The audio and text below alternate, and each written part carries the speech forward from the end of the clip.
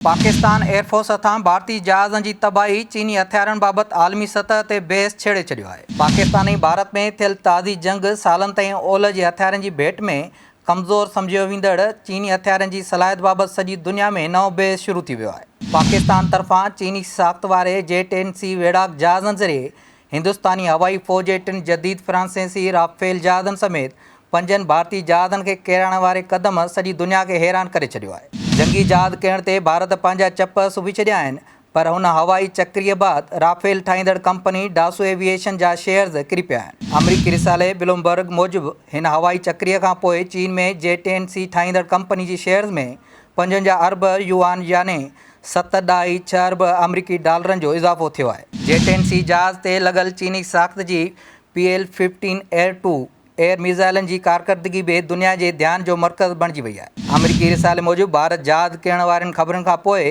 उन्हनि मिज़ाइलनि जा कुझु टुकड़ा मिलिया जेके उन ॻाल्हि तरफ़ इशारो कनि था त मिज़ाइलनि जी पहिरीं जंगी आज़माइश कामयाबु रही ऐं हवा खां पंजूण ते वधीक रफ़्तार रखंदड़ PL-15 ओलह जे हथियारनि खां कंहिं बि सूरत में घटि न आहे। अमरीकी रिसाले मूजिबि चीनी सदर 2027 ताईं चीनी फ़ौज खे हिकु जदीद फ़ोर्स में तब्दील करण लाइ दिफ़ाई सनत में सिविल ऐं फ़ौजी शोबनि खे पाण में गॾाए रहियो आहे, जंहिंजो नतीजो सभ खां वॾनि ऐं जदीद सामूंडी जहाज़नि जी तयारी तोड़े 6th जनरेशन वेढ़ाक जहाज़नि आज़माइशी उॾाम जी सूरत में साम्हूं आयो आहे, जॾहिं त चीनी दिफ़ाई कंपनियुनि जी स्टॉक में ज़बरदस्त इज़ाफ़ो थियो आहे। MIT में सिक्योरिटी स्टडीज़ प्रोग्राम जे डायरेक्टर M. टेलर फ्रेवेल जो चवणु आहे त J-10C जी कामयाबी को डीप सीक लम्हो न पर हिकु आम संग मेल आहे।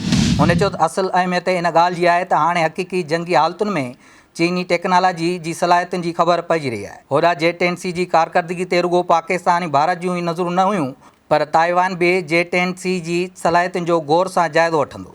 अमरीकी रिसाले मूजिबि चीनी अख़बार ग्लोबल टाइम्स जे अॻूणी एडिटर सोशल मीडिया ते लिखियो त जेकॾहिं पाकिस्तान जा हमला कामयाबु साबित थिया आहिनि त ताइवान खे वधीक ख़ौफ़ज़दा थियणु घुरिजे।